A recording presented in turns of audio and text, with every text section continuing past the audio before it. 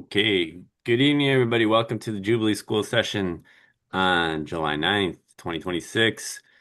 Thrilled to have a great group here to participate in a discussion and some learning with Timothy Kaufman-Osborn and Constance Penley. I'm going to let them do their own introduction a little bit more about what they've been up to, but I'm going to say a couple things about Jubilee School, the College for All series, and then a friendly note about my two comrades that are going to be presented today. So just really quickly, Jubilee School is the online political education uh, work of Debt Collective.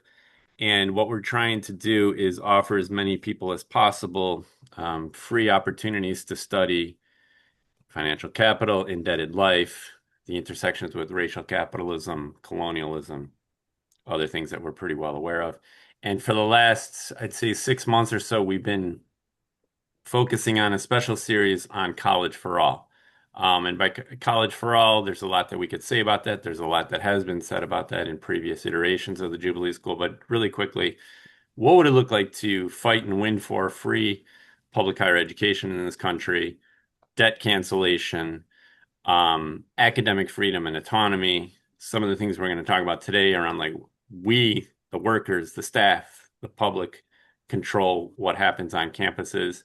So it's not just free in the sense of economic sense of free tuition, but a freeing university, a university that frees us to be more fully human, to have better social relations, you name it. And that's what we're shooting for in a nutshell. But we need to study about that. And one of the things we need to study about is it's one thing to win free tuition, even though that's going to be hard. It's a whole other thing to ask ourselves, how are we going to govern this place? Who's going to govern this place? And that's why I'm so thrilled to have Constance and Tim, with us today. Really briefly, I know Constance actually from a long time back in University of California circles, and Constance has been at it for so long doing great work in California. I'll let you say more about that. But just been nonstop, like since I've known you.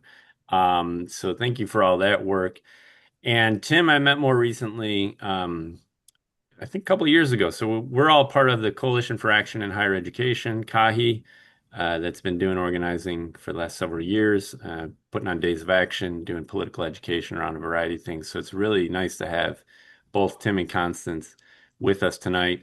I'll let you two introduce, I think, which you will, some of the work that you've done, including the books that you've authored related to this topic, and I'll post those in the chat as well as soon as we get started. But for now, the last thing I'll say is the arc of the show tonight. We are going to continue with this tradition of trying to make this as conversational as possible. So Tim and Constance will give a short analysis section, around 15, 20 minutes. We'll pause for question and answer from maybe 3 or 4 people in the room.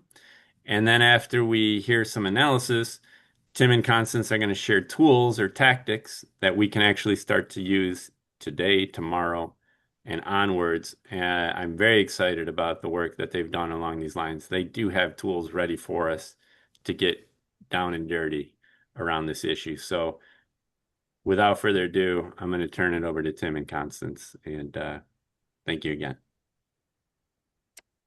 Hi, you all. It's so great to see you here. I'm very excited about what we're going to be hearing from you today. And I hope you'll be excited about what you hear from us. So just briefly, my work leading up to this, I stepped down after 6 years of being president of the Council of University of California Faculty Associations. And nothing has made me happier than to see fabulous new leadership come in. And we're doing it. We're doing it. Well, of course we have to because we're under so much unbelievable pressure. And Tim, did you want to say anything about yourself before we take off here? No. Okay. And I'll introduce myself through my work. Okay. Well, I will say that, I'm allowed to editorialize and say Tim wrote the book on the autocratic university, re-envisioning rule in American universities. And so all of everything I've done has just been so inspired by him and that truly foundational work. So just a big thanks to Jason, the Debt Collective, the Jubilee School, and to Julie for setting us up today. It's just a real honor and delight to be doing this. The title of our presentation is a question: University boards, autocrats or puppets? Here's a clue to our answer to this question. Yes. Okay, here's the structure of our 90-minute session here. Tim will offer a possible answer to the question posed in this presentation's title, Autocrats or Puppets. We will then pause for a few questions, and then Tim and I will offer a few suggestions about how to exploit the dual identity of governing boards as autocrats and puppets. And lastly, we'll take questions from all of you in any of the time we have left. We've tried to structure this so we have plenty of time for questions from you. Love the questions that you've already put in the chat. So let's get going here. Tim, take it away. Okay, thank you. I've had horrible results with this occasionally in the past, but I'm going to try to share my screen. And that's promising.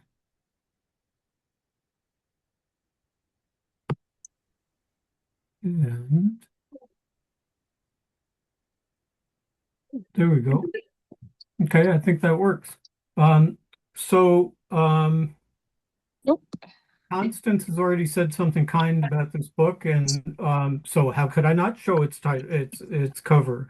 To show this slide may appear to be an act of shameless self-promotion. No doubt it is that, at least in part, but I also want to show it because I want to ask what's wrong, or perhaps better, what's misleading about this book's title.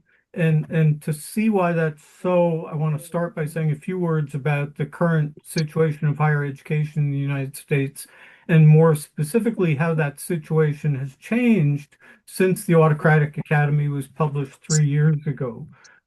Writing in 2020, 21, during the pandemic's darkest days, I failed to anticipate just how bad our situation would become in the succeeding years.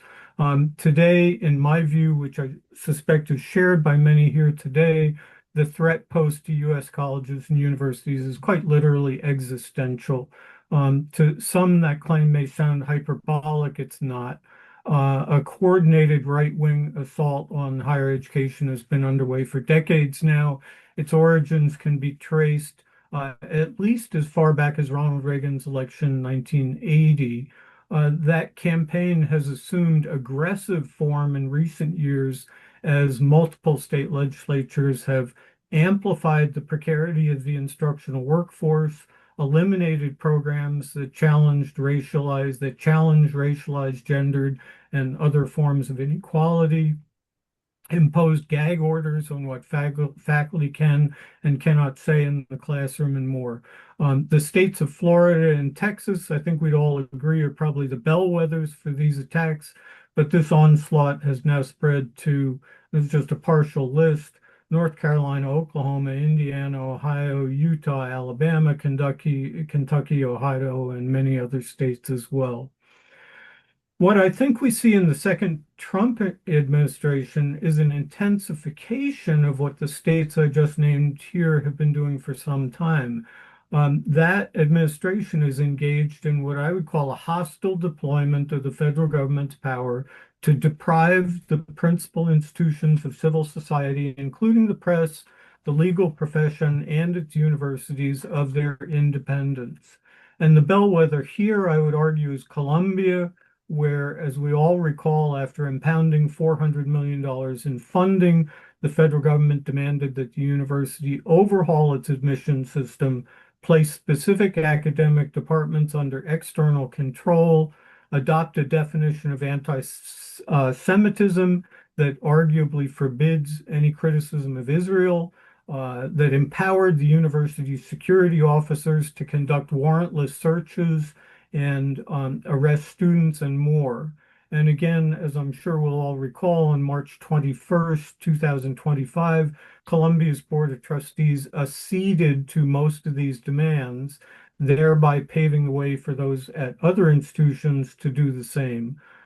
Equally, if not more troubling, are the acts of anticipatory obedience that the boards of many universities have taken, for example, by abolishing diversity, equity, and inclusion programs, to stave off threats, whether real or imagined, coming from federal and state governments. It's tempting, we always are looking for villains, and I understand that impulse, and it's tempting to explain the failure of all but a very few institutions to respond more forcefully to these threats by citing the cowardice of the Academy's rulers. In my view, however, there's a deeper structural cause at work here. We like to think of our universities as central to the vitality of democracy and hence as sources of opposition to creeping authoritarianism. That article of faith proves deeply problematic should we conclude that America's universities are themselves legally organized as autocracies. If that characterization is correct, the American Academy's rule by what are conventionally called external lay governing boards may actually do more to replicate than to repudiate the authoritarian order that now seeks to reduce our universities to the status of compliant subjects. And if that's so, we may come to the conclusion that, in fact, I have come to the conclusion that the American Academy will never provide a suitable home for free inquiry, whether conducted in the library, the lab, or the classroom, until we ask some very fundamental questions about how the Academy organizes the power to rule its affairs. And it's to that question that I want to turn now. As my book's title indicates, in terms of their legal structure, almost all U.S. colleges and universities are organized in autocratic form. In oversimplified terms, if we were to diagram the organization of power mandated by their founding documents, that organization might look something like this. Again, highly oversimplified, I understand. But whether public or private, almost all U.S. universities are organized in the legal form that is a corporation. The members of these corporations are those who occupy seats on their governing boards, and in the eyes of the law, these boards are the university. To these juridical entities, the law grants the power to regulate any given university's internal affairs, and those who are not members of these incorporated bodies are denied any guaranteed right to participate in the exercise of that same power. Those who are thereby excluded are those of us who are categorized as the university's employees, and that economistic classification is itself an indicator of their lack of any political authority to make the rules by which they are governed or to select and hold accountable those who do. Now, I'll grant that certain categories of employees may sometimes be permitted to play a role in the university's governance, as faculty often are with respect to the curriculum. But virtually without exception, that authority is ultimately a form of delegated power. As such, that power may always be revised or even revoked by those who do not perform the work that defines the academy, but nonetheless sit at this pyramid's apex, like I would argue a head severed from the body below. To illustrate the point about the delegated nature of power and its revocability, recall that last year the faculty senates of all public universities in the state of Texas were summarily abolished and replaced with what Inside Higher Ed called, I'm quoting, toothless advisory councils that possess no decision-making authority over any matters, including the content of the curriculum, the specification of degree requirements, the determination of hiring decisions, etc. So if this characterization that I've just offered of the American Academy is correct, then I think our knee-jerk invocation of the epithet corporatization is misleading at best. The American Academy is now, and since Harvard was chartered in 1650, has always been organized in the legal form that is a corporation. Or to put the point more carefully, the U.S. university is organized as a specific kind of corporation, and that kind is one in which external lay boards are granted a monopoly over the authority to adopt the basic ordinances others are required to obey.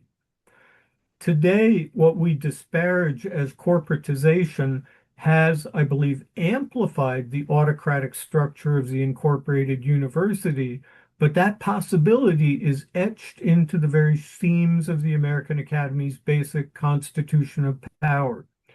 True, Ron DeSantis and Donald Trump have exploited what the Academy's legal form enables, and they've done so by cowing the Academy's governing boards into doing their bidding, whether by means of executive orders, the withdrawal of funding, or the threat to do so, and the appointment to boards of compliant lackeys. But the fact remains, the American university is structurally autocratic, and for that reason, in my view, we will fail to defeat higher education's enemies, whether within or without, until we contest a legal form that has prevailed for nearly 4 centuries. So what I've just tried to do is through argued so far is to indicate what's right about a book whose title is The Autocratic Academy. But what's wrong, or rather what's misleading about that title? And to get at that question, I think we need to dig a bit more deeply into the powers granted by law to the incorporated university. In addition to the power of rule, the law grants to the American Academy the power to own and dispose of its property. What I want to suggest now is that certain ways of managing the contemporary university's assets are accomplishing what I'm going to label the Academy's disincorporation. More specifically, I want to argue that the contemporary Academy's commitment of financial resources to so-called alternative investments, including private equity, venture capital, hedge funds, cryptocurrency, and the like, that those financialized devices are fundamentally compromising the capacity of boards to govern the universities they formally rule. Much the same end, I would also argue, is accomplished by the exponential increase in the assumption of debt by U.S. colleges and universities. Acting in tandem, alternative investments and institutional debt enmesh the academy within global circuits of financialized capital that diminish the capacity of governing boards to exercise the power of rule that's formally granted to them by law. If I were to put the argument I'm trying to present here in the form of a question, I might ask something like this. What happens to the powers formerly held by governing boards as they find themselves ever more deeply implicated within a financialized political economy? What happens when the power to manage property shifts from an agrarian merchant economy, as was the case from the colonial era through the end of the 19th century, to the industrial economy that comes to dominate the US in the 20th century, and most recently to the neoliberal economy that emerges in the late 20th century and in which finance is a principal, if not the primary, source of capital accumulation? To begin to answer that question, consider the following 2 provisions in Virginia's statutory code regarding its public universities. The first provision reads as follows, I'm quoting, "The board shall care for and preserve all property belonging to the university." The second provision notes that the board is authorized to invest in real estate, bonds, stocks in publicly traded companies, etc. But the Virginia statute continues, UVA's board may also, and again I'm quoting, invest and or reinvest the endowment funds in derivatives, options, and financial securities. Today, over 60% of UVA's endowment is parked within these so-called alternative investments, and equally worthy of note, the University of Virginia is now carrying a total of, as I count, $1.2 billion in short and long-term debt. The first of these two statutory provisions quaintly figures UVA's governing board as a kind of steward whose task is to care and preserve the university's assets on behalf of its educational goals. The second provision effectively depicts the same board as a financier whose end is maximization of the dollar value of UVA's endowment. Over time, I believe the latter swallows up the former, and in doing so renders UVA's governing board little more than a servant of capital accumulation that chiefly enriches those beyond and outside the university. And let me offer a couple of quick examples to illustrate how this works. So since today's event is hosted by the Debt Collective, let's begin by considering the enormous amounts of institutional debt taken on by UVA and other universities. And more specifically, let's consider the covenants that specify the legal obligations of these debtors. Many here today will have read the splendid essays collected in Lend and Rule. If so, you know that these covenants, these debt covenants, typically specify that the first and foremost financial obligation of universities is to pay the principal and interest on their debts. To cite but one example, the bonds issued in 2021 by the University of Colorado require its governing board to charge students tuition and fees at a rate that's high enough to fund its annual operating budget, but also to cover its debt service and make regular deposits into a reserve account. These obligations, the covenant also stipulates, must take priority over all other financial commitments, including the provision of financial aid to students, the compensation of faculty and staff, the upkeep of facilities, etc. The capacity of Colorado's governing board to determine the university's future is thereby severely constricted, and hence so too is its capacity to rule as a proper autocrat.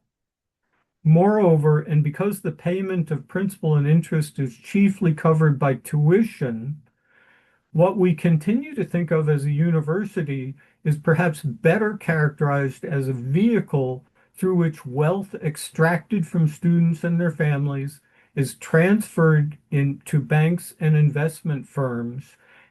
And if that's the case, then perhaps the gauzy boilerplate included in university mission statements is in fact better read as so much ideological obfuscation. We see a similar phenomenon at work when we look at the reports issued by rating agencies that assess the creditworthiness of colleges and universities. As the authors of Lend and Rule also teach us, what these credit agencies deem important, the academy must do if it is to sustain the borrowing capacity upon which it is ever more dependent. Because, for example, Moody's prizes branding strength, universities must pour money into marketing campaigns.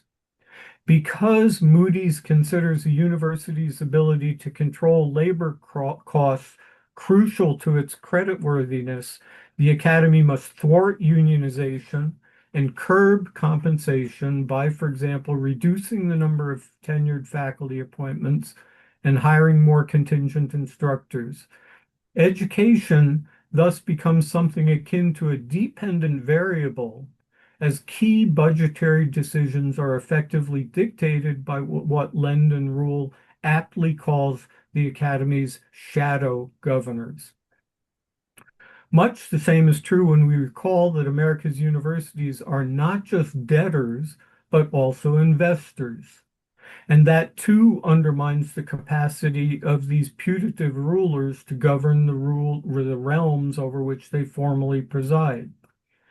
As universities plow a greater share of their assets into alternative investments, they render themselves ever more subject to the volatility of global capital markets.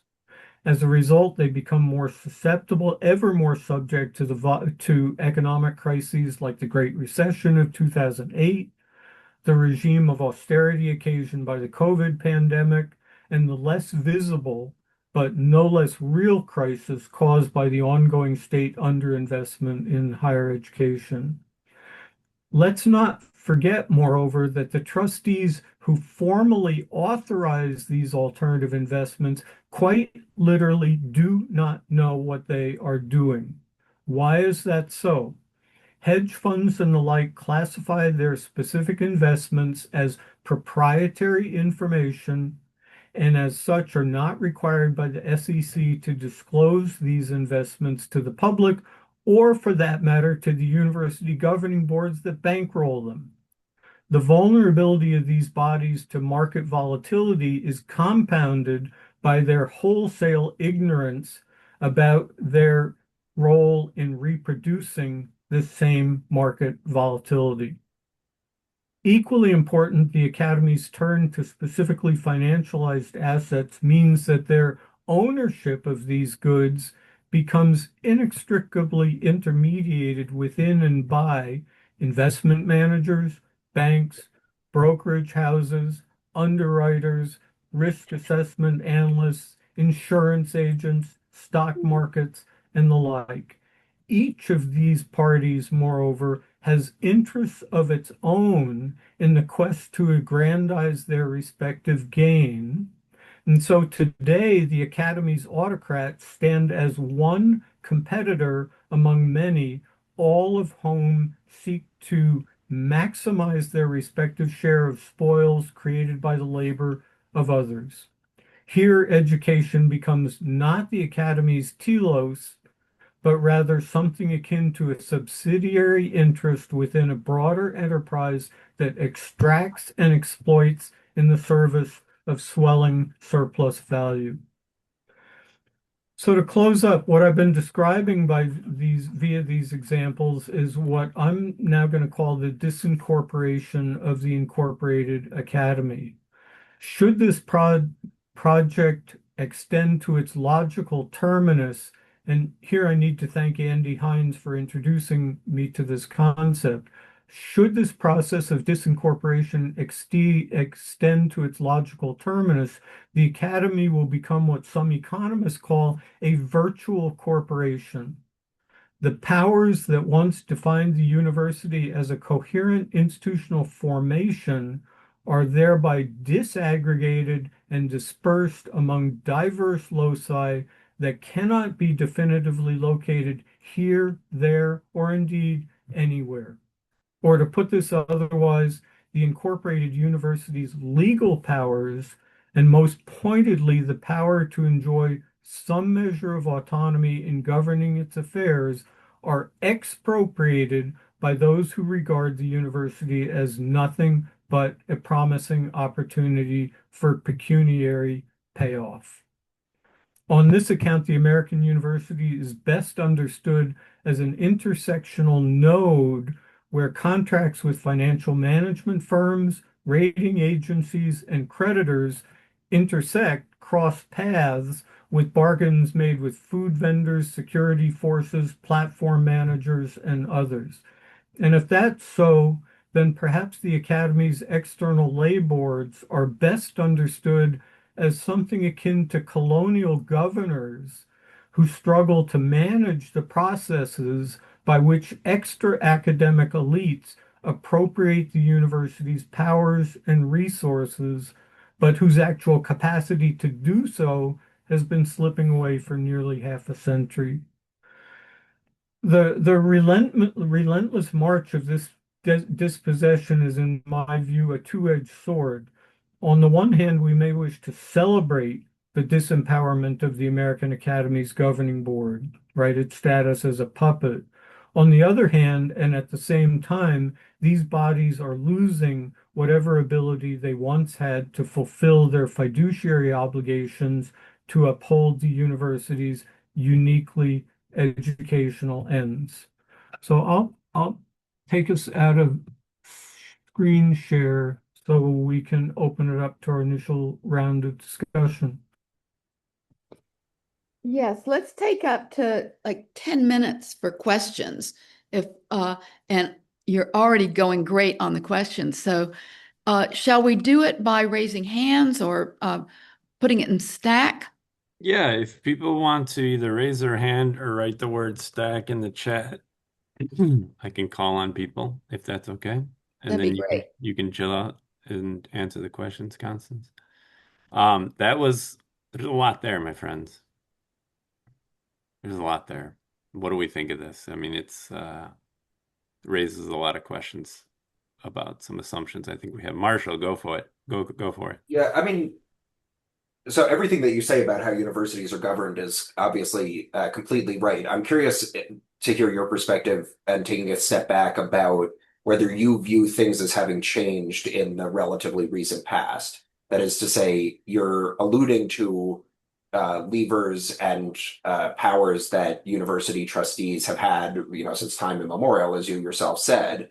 And yet, I think a lot of us are under the impression that sort of what the university exists to do in the eyes of its trustees has changed. So I'm wondering if you could shed some light on what are the not continuities over time, as opposed to what are the continuities over time that you observe and why those might be happening.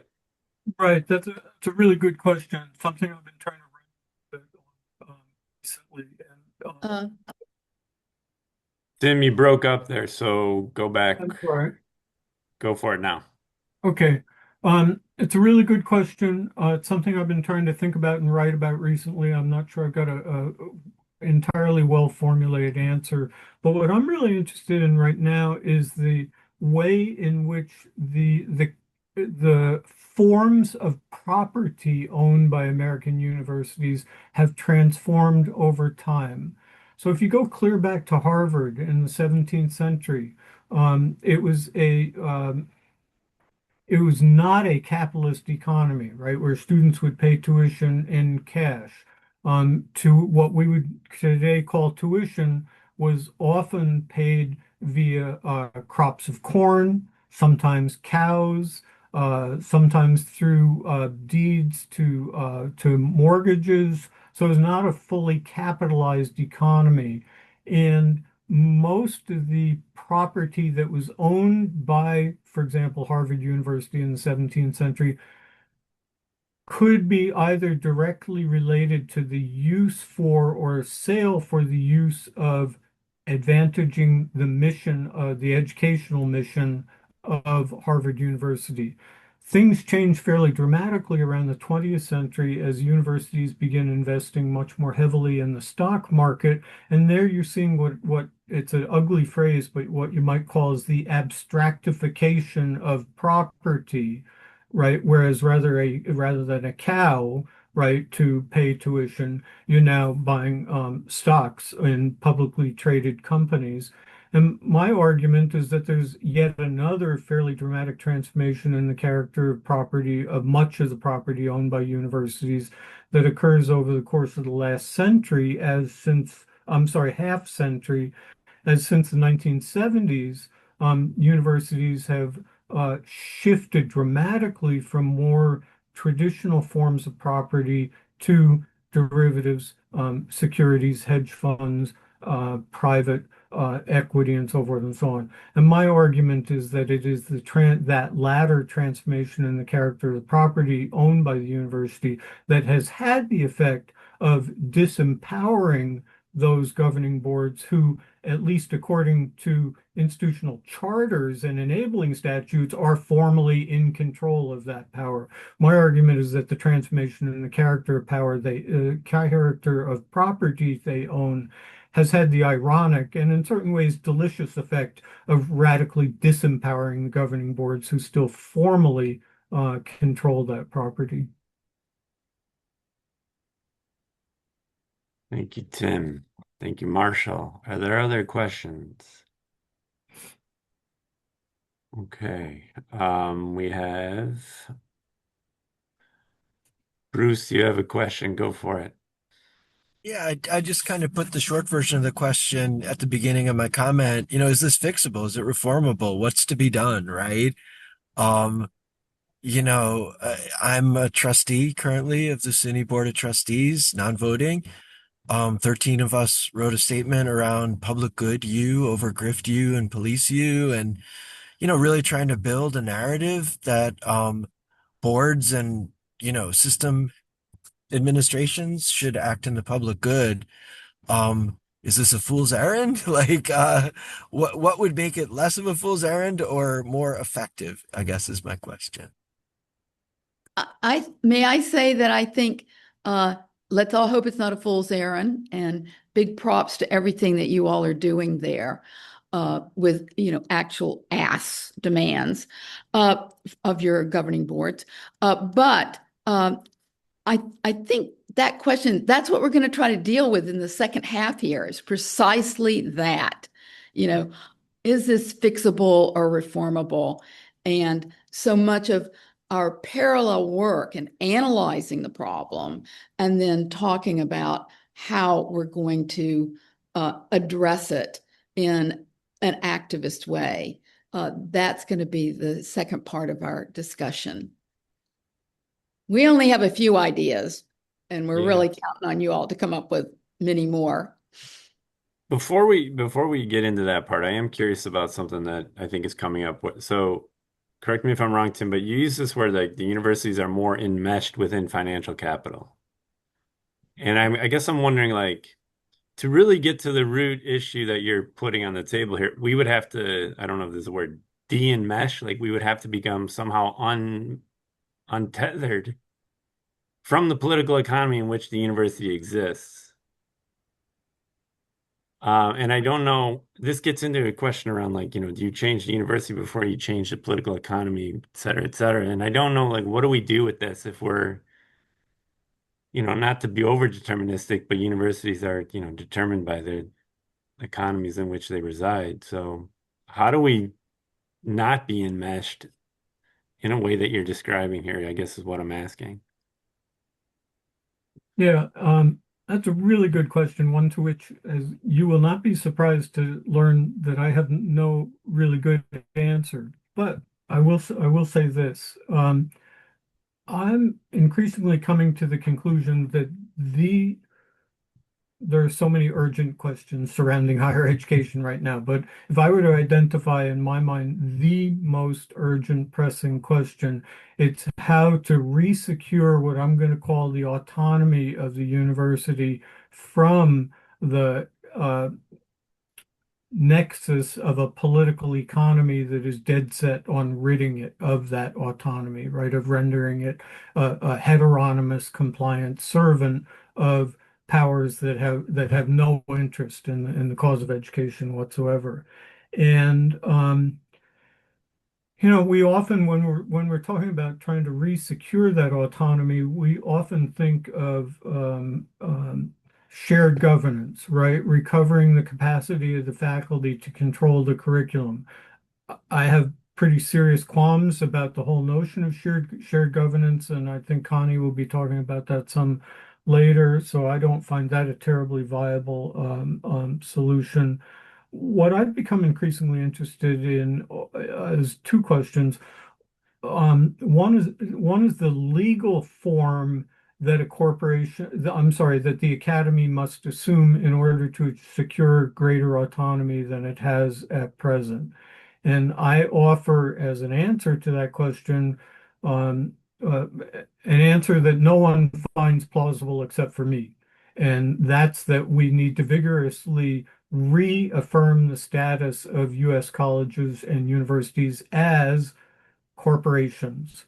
And because the very term corporation has become so epithetical and so associated with corporatization, I find it almost impossible to find an audience who's willing to entertain that possibility. But I would argue it needs to become a very different kind of corporation than it is at present. And then more broadly, I think we have to figure out what are the material conditions that would enable an autonomous university to sustain itself from threats generated by external parties, whether they be politicians or capitalists who are acting in tandem with politicians.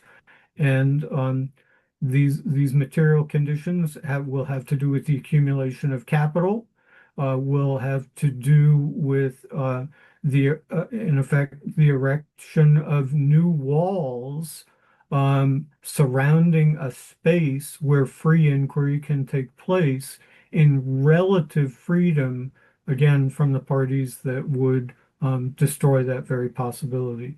It's a really hard question, but I frame it in terms of resecuring the legal and material conditions necessary to the possibility of autonomy as a necessary condition of the free inquiry that I think defines what we're all about. Yeah, I really appreciate that, Tim. And I think as we've been trying to think through this question of like free public higher education, college for all, this question of autonomy has come up in a variety of our sessions. So thank you for that. I don't know, before we move into the second part, Heather, if you want to say anything about the comment you left, which is really sharp, um, or not, no pressure. I mean, I can't. I'm so sorry I'm off screen. I'm like running around in my yards as usual for those who know me, um, dealing with cats and chickens. Um, but I just wanted to kind of reaffirm the importance of this session and Debt Collective for hosting it. And every time I've listened to Tim, I learned something new. But I just want to kind of reinforce that what's so important about this is that so often, like in all kinds of organizing spaces that we've been in, whether like on our own institutions or broader, either in local or national unions, we frame issue campaigns and take actions within vocabularies that mistakenly identify the problem, as Tim has outlined. And thus, they assume possible avenues for change that really just haven't ever been available. So, for example, the shared governance issue, when we now realize that even curricular control was only delegated, and it was kind of like, I don't know, a gracious agreement that that might even exist, but could always just be taken away. Or, and this is what's so important, and it kind of goes to what the prior questioner was saying, like what has changed. And the kind of debt economy of higher ed is what I think has really changed. And thinking about the moments in which that happened, Tim suggested that it kind of really took up speed in the 80s. And so I just wanted to kind of note that now, like, we keep these workshops are so important because changing the vocabulary is really essential, so that when we meet together and think what steps can we take to actually either disrupt or ideally transform or to take back the higher education landscapes we're in, we have to do that within what's possible, and have the words and vocabulary that's shared in order to do that. And from that, be able to then kind of envision the possible strategies. And I think that's where you guys are going next. But I just kind of said all of that because it's like, no matter all the spaces I am in, continue to use the same language of shared governance and academic freedom without realizing the material and legal conditions that Tim has so expertly outlined here. And I'm so glad I came to this one because Tim, that was great. That was a great presentation. Like, I feel like it all came together in that presentation. So thank you, man, for doing that. And I'm gonna bow out. For real. Thank you, Heather. And I think that's a good segue into the second part where you start to talk about the question, what is to be done and what can we do in this moment? So if you're okay, Constance and Tim, with moving into that part, that'd be really fantastic. Sure, and we're going to Yes. call this strategy. I'm sorry, Connie. No, go ahead. Okay, we're going to call this strategies of resistance, and it's going to require me to be find out whether I can show my screen again and share my screen again, and apparently I can, which is a miracle. If there we go.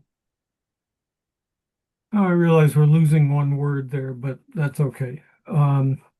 So here's three strategies that Constance and I want to offer. They're not comprehensive strategies. They're not going to dramatically change the plight of higher education in the United States overnight. But they are steps that I think are useful, especially in light of Heather's comments just a moment ago. So let me start with number one, and then I'll turn it over to Constance for number two. Number one, know your governing board. As a rule, I'm convinced faculty know very little about the governing boards of their respective institutions, including their composition, their legal powers, their fiduciary obligations, their investment strategies, and so forth. And for that reason, the Coalition for Action in Higher Education has developed a template whose aim is to enable faculty at diverse institutions, perhaps via their AUP chapters, but not necessarily so, to learn more about their governing boards as a preface to developing strategies to challenge their decisions, the decisions of governing boards, to propose their reform, and ultimately to democratize the exercise of power within the American Academy. And I'll give you some sense of what the template looks like. I'll get to the text of this slide in just a minute, but let me read just a couple quick paragraphs from the introduction to the template, which is not on the screen. The introduction to the template reads in part as follows.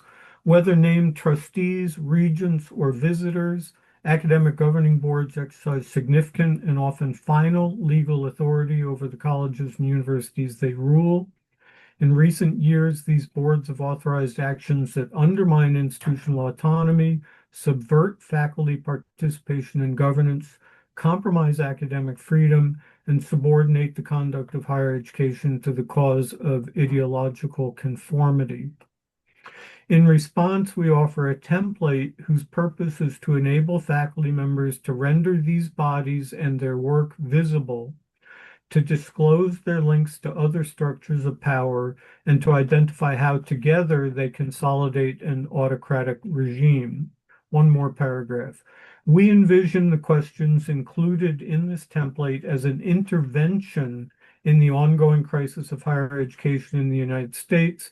Our hope is that the answers we collectively generate will contribute to our common struggle to create a university that fulfills its emancipatory promise. Those introductory paragraphs are followed by some suggestions about how to respond to the questions included in the template. It includes some resources that we found useful in preparing reports for our own institutions. And finally, the template itself. And the template consists of 6 sections, each of which is followed by several questions designed to guide inquiry into the governing boards of specific colleges and universities. And as the slide indicates, the sections are titled The Composition of Your Governing Board, the Selection and Education of New Governing Board Members, the Powers of Your Governing Board, the Internal Organization of Your Governing Board, Contesting Board Decisions, Actions, and Policies, and then next steps. Along with several completed Know Your Governing Board reports, this template can be found on the Who Rules the Academy page of the Coalition for Action in Higher Education website, but it can also be found on the website of the National AUP. And that may be an easier location to find. And to find the template on the AUP site, all you need to do is go to aup.org, do a search for Know Your Governing Board or Know Your Governing Board template. That will bring up the document. And once you've located that document, we urge you to bring it to your faculty, or more specifically to your AUP chapter, and set to work on organizing a report.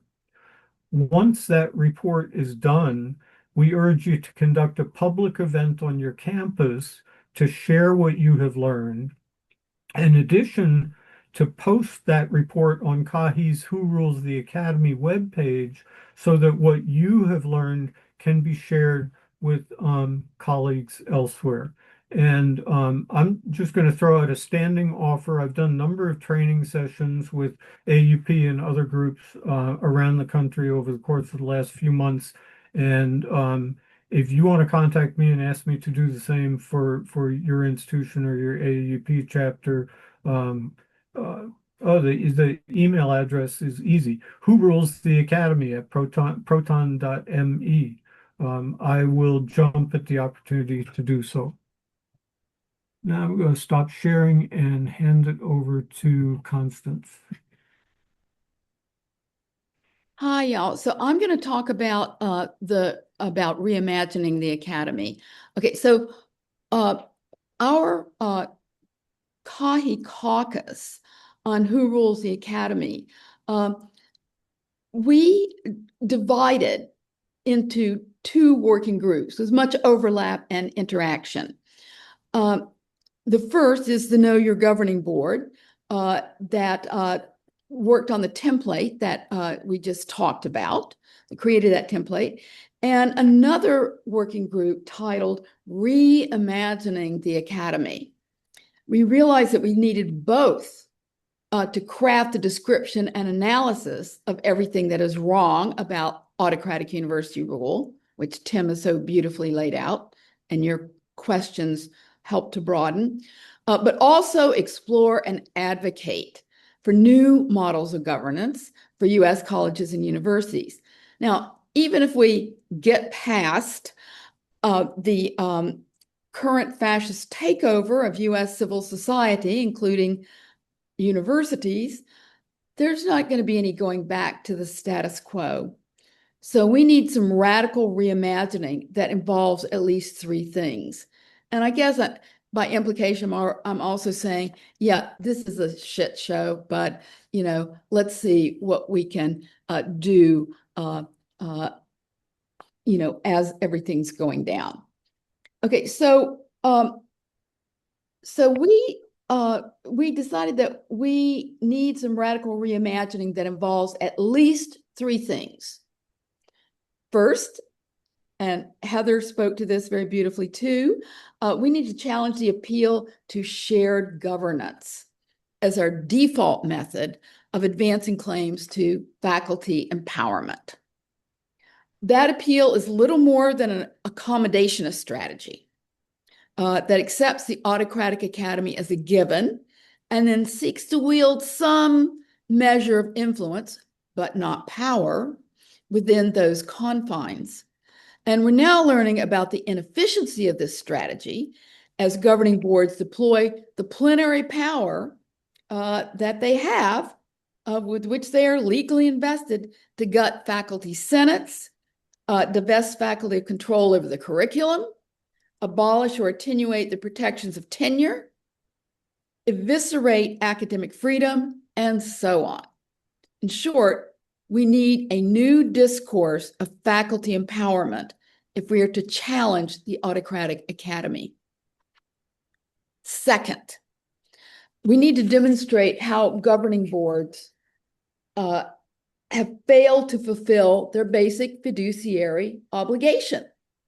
I mean, sometimes we feel, our governing boards don't care anymore about their mandate to preserve and further the academic mission of the university, that they're all consumed with fiduciary obligations now. But they're not doing that very well. They're not fulfilling what has become what to them is their basic mandate. Columbia University's AAUP chapter has provided a model of what this might look like in its call for the open nomination and direct election of 50% of Columbia's governing board members.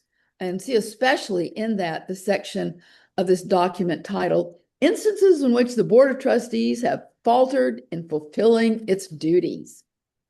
And I think, Tim, did you have that in the, I, put in the I will chat? try to, Put it I in the will chat. see if I can do that. Okay.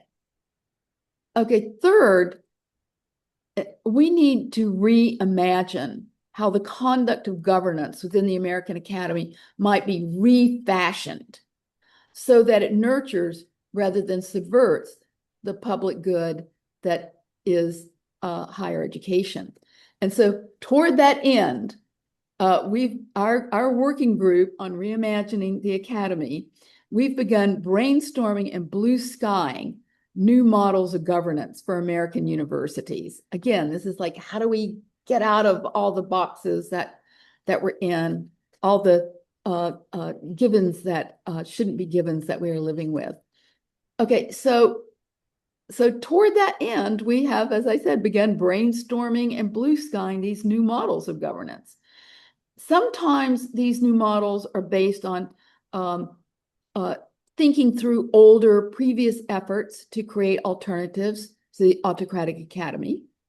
And sometimes these new models are based on international efforts to create educational institutions or projects that are democratically governed by faculty, staff, and students, meaningfully embedded in their communities and vice versa, free and accessible, ensuring academic freedom for all, and are funded in ways that preserve autonomy and avoid state or neoliberal financialist capture. That's a tall order. After our first brainstorming session and attempts to gather all the relevant research to help us, we realized that there are no comprehensive works on alternative educational institutions comparable to Tim's historical description and analysis of university rule in his book, The Autocratic Academy. Fortunately, in the epilogue to the Autocratic Academy, Tim outlined some ways and provided examples for reconstituting the academic corporation. And one member of our working group, Andy Hines, in his invaluable collection, University Keywords, contributed a chapter with Eli Meyerhoff on alternative institutions, which asked the basic question, what are alternative institutions? And offers two case studies, communist labor schools of the mid-20th century and an early 21st century ongoing project, the DeCinta Center for Research and Learning, which is an indigenous land-based education initiative. And of course, Hines and Meyerhoff's chapter references the People's University, formed in the Gaza Solidarity encampments to distinguish the encampments from the universities surrounding them. So, in a real belly of the beast, provisional, unapproved attempt to use the master's tools to dismantle the master's house, we decided to further jumpstart our thinking on alternative institutions, even ones that don't think of themselves as institutions, by AIing the shit out of reimagining the academy. Yes, we went there, garnering fascinating and sometimes surprisingly useful results within great ideological variance. Although we have played with redefining our November 2025 prompt, especially by emphasizing a more international dimension and including fictional, speculative examples of alternative universities, our preliminary question was, I want to blue sky the future university that is faculty governed, democratic, accessible, and combines research and teaching. Okay, we first put it through Perplexity, the AI-powered answer engine that instantly searches the live web, aims to distill that information from multiple trusted sources into a coherent summary. But most crucially about Perplexity is that it provides clickable citations so you can easily verify its claims. Always check and verify though. We then asked DeepSeek, Gemini 2.5 Pro, Grok 4, Claude Opus 4.1, Mistral AI, and GTP 5, all of whose versions have since been superseded. But that was where we started. Okay, as I said, we found many ideological variances, such as Grok 4's techno-futuristic hubris, with its suggestion of a global, decentralized virtual and physical research collective that is not an institution, but a catalyst for social transformation. And I mean, involving crazy things like, I'm not kidding, teleporting people around the world to various interlocking campuses. Okay. But while calling for horizontal organization at every level of teaching, research, and governance, Grok nonetheless comes in at the end and insists that the democratic operation that it's just outlined in a good bit of detail needs a few AI advisors to constantly oversee the operation and make tweaks in real time. I mean, okay. Now, or DeepSeek, which was written with corporate jargon, or Claude Opus 4.1, which was the most skeptical, immediately going to the friction points by raising issues of tensions, paradoxes, and conflicts, such as whether the university's legitimacy is rooted in democratic process or epistemic authority. Can it be both? Does democratic decision-making work when knowledge is genuinely asymmetric? Or does public funding make universities vulnerable to corporate capture? I mean, to political capture, which I know something that in Hilo's College for All work we've been thinking about quite a bit. Okay, Claude's questions, though skeptical about democratic organizing of knowledge production, did push to ask the big question: who is a democratic university for? And I actually found some of those questions helpful. Now, GPT-5 gave the most detailed and non-judgmental answers, especially on governance, with many specific examples. And it also offered the best tips for refining the prompts and suggested additional questions. Now, for our purposes here, not one of those AI-powered searches suggested a university governance model based on unelected amateurs, largely drawn from the financier class, ruled in turn by Wall Street. Even the most reformist incremental models that we found in our search called for a radically redesigned board of trustees that included staff and student seats, sometimes community seats, had strict conflict of interest rules, and prohibited holding board seats tied to gifts. But most governance suggestions emphasized they were more structural, far more structural, and emphasized horizontal democratic rule with university leaders transparently elected by councils comprising all faculty, all ranks, all kinds, staff, students, and community members who would be term limited and subject to periodic confidence reviews. So we got examples of workers' councils and all kinds of things like that. There's much more to say about this. Just bear with me for our, completely wacko, let's AI the shit out of it. But it was interesting. So as our working group on reimagining the academy goes forward, we're partnering with other efforts, such as AAUP's Resources on Governance, which I put in the chat, which includes Kahi's Who Rules the Academy initiative. Though unfortunately, it is still listed under the now debunked term shared governance. So all the resources on governance are kind of under the term shared governance.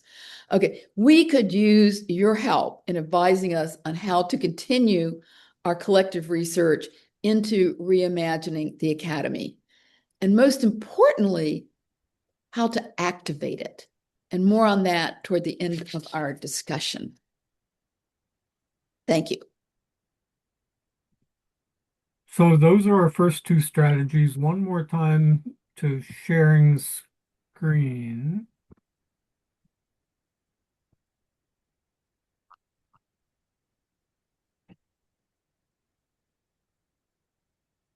Oh, I don't want to show that yet. So our third strategy, which I get, there we go. 3, puncturing the pretensions of the, I can't read the last word. Powerful. Of the powerful, thank you. This is the strategy that may appear suspect to certain parts, certain members of this audience, but that's okay. So, as I argued in my opening remarks, formally governing boards remain invested with the full panoply of powers specified in their charters or enabling statutes. In fact, however, I also tried to argue their ability to exercise those powers is undermined as they oversee the university's ever more complete incorporation within the neoliberal political economy. Sure, I'd be the first to grant these boards remain capable of doing great harm, as we saw most vividly in 2025 when Columbia's trustees caved to the Trump administration. In the long run, though, these autocrats find themselves ever more precariously perched atop U.S. colleges and universities, and that's what in the Autocratic Academy I call the Humpty Dumpty effect. The anti-hero of this familiar nursery rhyme becomes a central character in chapter 10, which includes section headings such as Humpty Dumpty and Hock, Humpty Dumpty meets John Moody, Humpty Dumpty, comma, portfolio manager, and the like. And via those characterizations, I mean to mock the pretensions to power of these anachronistic relics.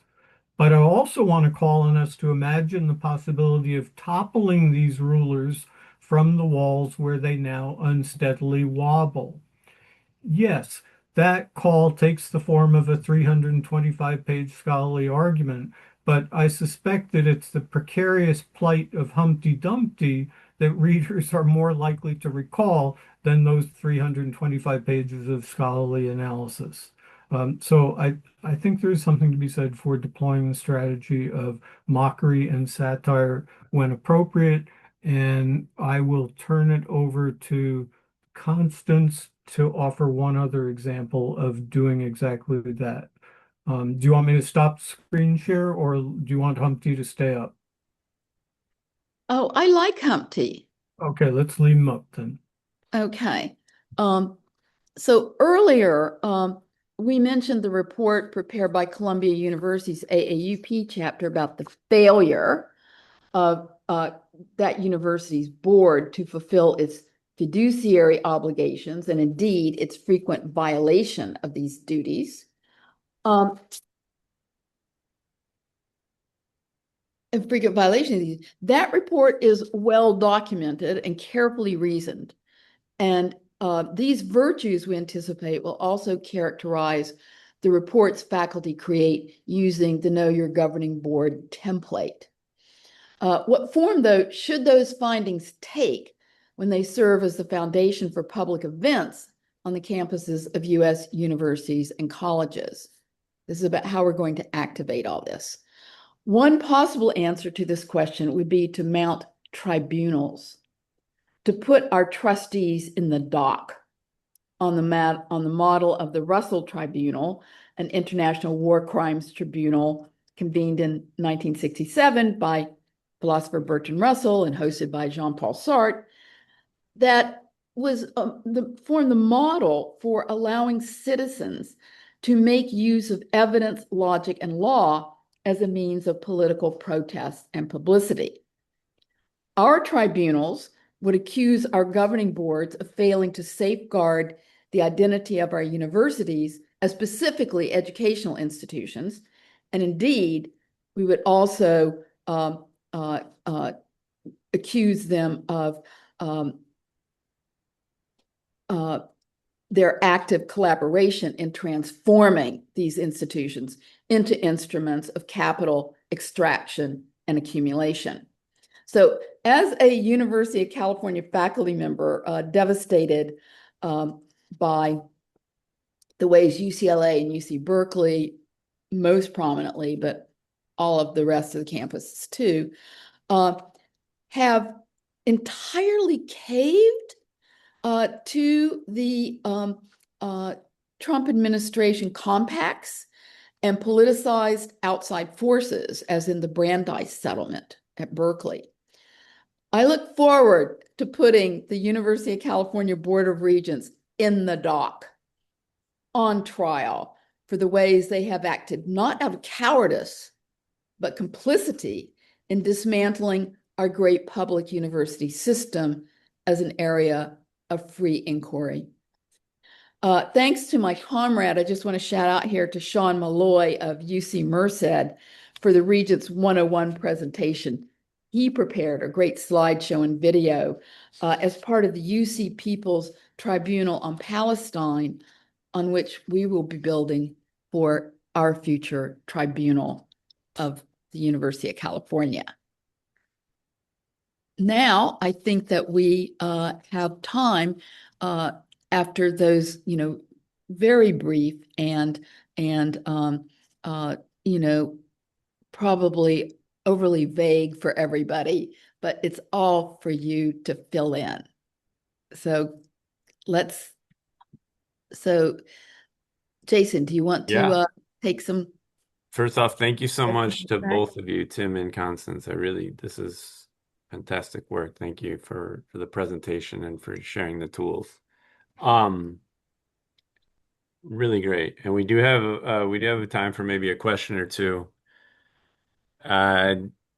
What do y'all think of some of these tools? What do you think about the idea of revealing who's on the board, doing the workshop as a way of, or that type of work as collective power building? Thoughts on this? Questions? Is this something you could see happening on your campus if you're on a campus? I'm curious also too. Randy, go for it. Hello, everyone. So I'm not an academic, but as I'm hearing this, I'm wondering what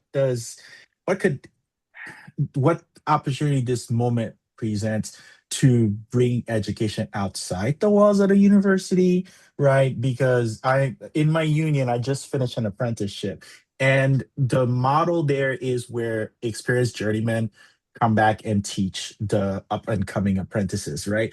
But there's a clear gap in terms of pedagogy, right? And what does a collaboration look like, right? Like putting aside the actual economics, which can't be neglected, but what does it look like, where like the educate, like the pedagogical know-how, right? Like that's in the university, like meets, like the like boots on the ground work that they're doing there. But even beyond that, what does, and I kind of look at this space in that same model, right? Where like what does like public education look like outside the walls, right? As a way to perhaps, I don't know, like disrupt the whole power structure, right? That's kind of like where my head's at. I love this question, Randy. Do you mind saying what union that is?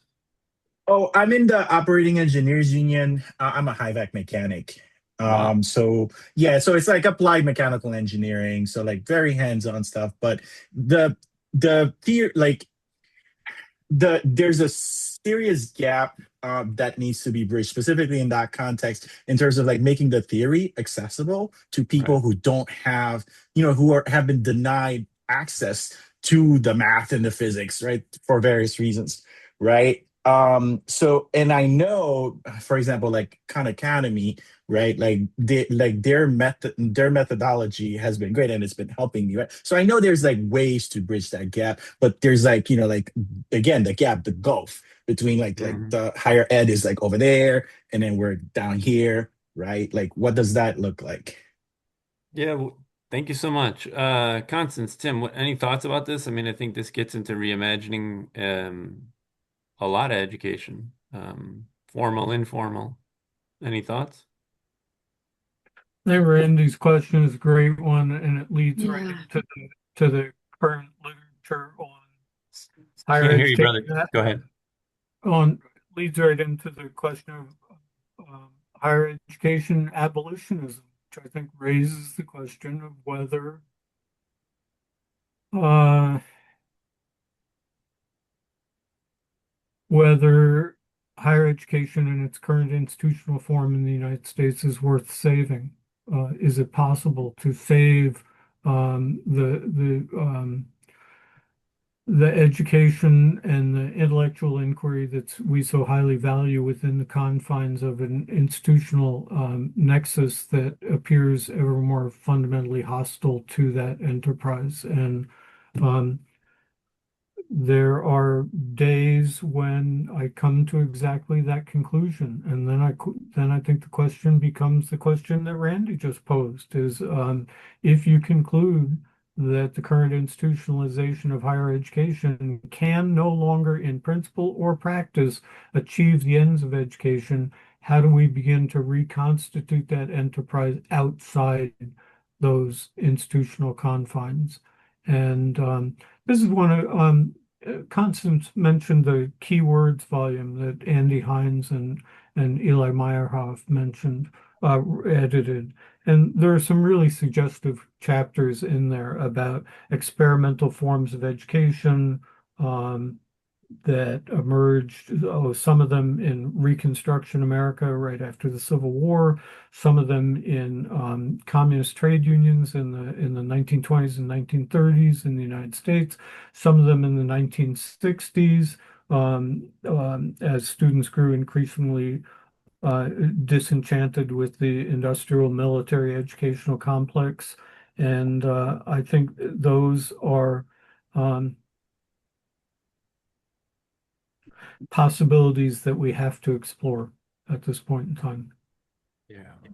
Thank you for that. I, What I was could the, say go ahead, Constance. I could say just very briefly that yes, that is a great question from Randy. And all of the uh, research we did, following the prompt of what would a faculty-led, democratic, accessible uh, uh, uh, university look like, we it one of the things it did was make us realize that any university that followed those precepts would not have anything like the large classrooms, all everything being done on these educational platforms, which are just there to gather data from us and intrude on our privacy.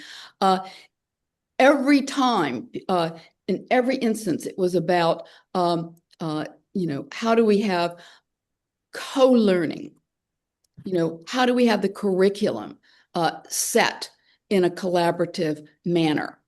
Mhm. How do we orient toward problem solving and Mhm. research that relates to the community? And how do we get away from the forms of assessment that we currently have?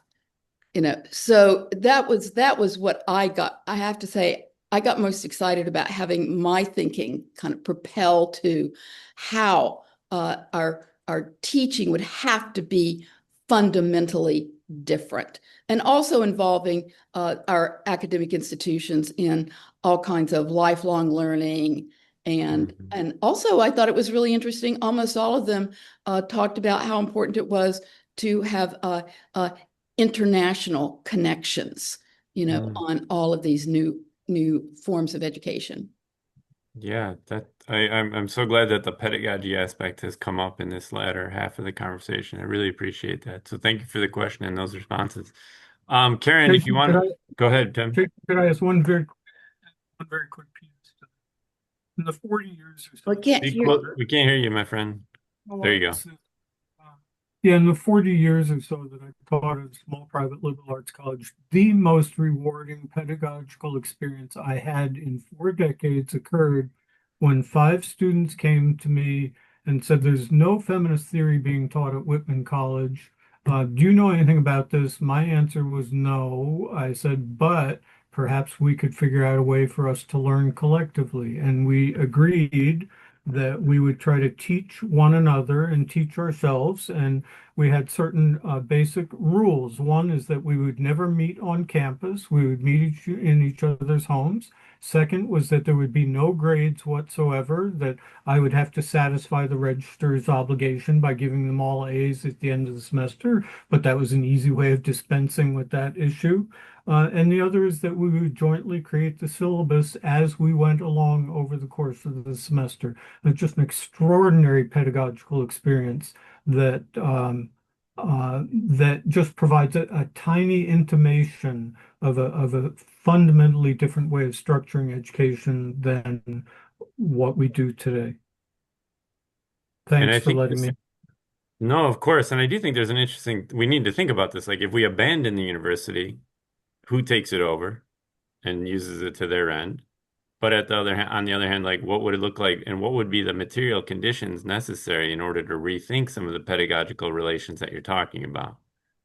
Because it's certainly difficult to do that when students are in massive debt, faculty are underpaid, et cetera, et cetera, et cetera, right? So I think there's a lot to ponder here. But Bruce, yeah, I want to ask a really quick question and then we're gonna log off. Well, I was just going to say you're either going to need to find donors who believe in your vision or have labor unions and other organizations actually fund these things, or you're going to have to take over a state's political structure, especially the governorship, and reform the board and community colleges, which do a lot of these things, have the highest teaching loads. You know, like the funding system is completely upside down, even in blue states. So, you know, the institutions that are most connected to their communities get the least funding and have the worst working conditions and most precarious working conditions. So, I mean, I'm thinking of, you know, probably of the three that work with unions and activist organizations to actually create, you know, alternatives to what's out there and then prove it, right? Like attract students, show your students are doing well, you know, and can give back and support it so it's sustainable, right? But don't give up on taking over your state political system or finding rich donors to take over a struggling liberal arts college that could survive if it had new infusion of funding. You know, those are my ideas. Tim and Connie, 10 seconds each to lead us into the horizon of liberation here. Thank you. This has been so stimulating and inspiring. And I just can't wait to hear more from you about all of these vital questions that you raised. Tim?